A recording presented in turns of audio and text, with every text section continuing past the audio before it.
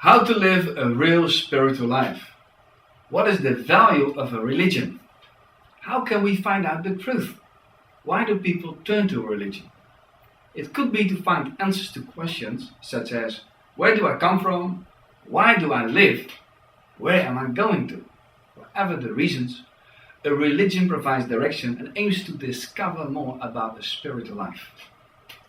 Sometimes we can all feel an emptiness deep inside. That's because we have lost our close union and harmony with our Creator. Each religious book describes a method to deal with this emptiness and a pathway to reach a so-called divine destination. Which method really works? And which pathway should we follow? Which religious book is really inspired by God? In such a book we have to discover more about God as the Creator. In the movie The Reason for God, I explain why. Read about ancient story from the beginning. God is eternal. If a certain faith comes from God, then it must have started at the beginning. To find godly wisdom, cohesion and consistency. Because these are the fingerprints we can find in our Mother Nature. To read about truth and reality. If it is not true, that is meaningless. We have to discover a godly solution to our emptiness deep inside in our self-centered nature. Because this is what we have to expect from a God of life, love and perfection. To find a pathway that leads to peace and love in our heart. Love keeps creation together. This must be the aim of our Creator. And we have to hear the voice of God. If this book comes from God, then He wants to use it to speak to us. Let's have a look at each of these criteria. The Creator. Is God described in the Bible as the Creator of our life? The Bible reveals God to us as the Creator of our universe and life. We have been created so God could share His life and love with us. We all have a desire for real love and happiness, and we all want to be respected and loved. It's a God-given design. Only too often we try to get this love from an inappropriate source. Ancient stories. Do the biblical stories really date from the beginning of mankind?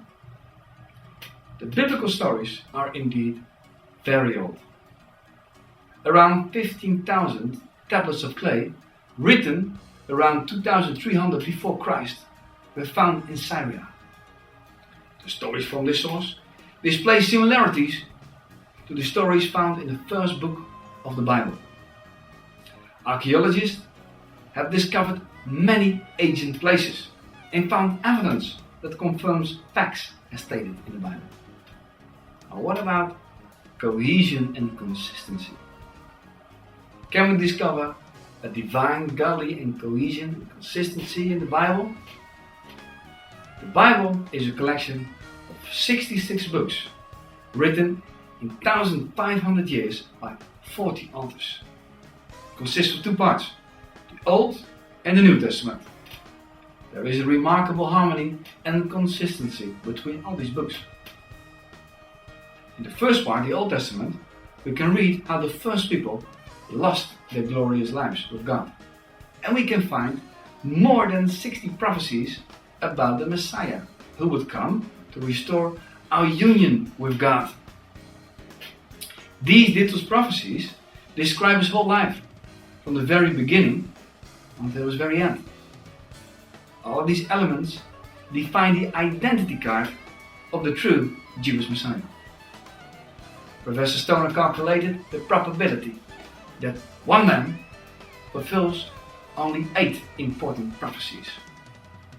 The probability is 1 out of 10 to 17, means 1 out of 100 million multiplied by 1 billion.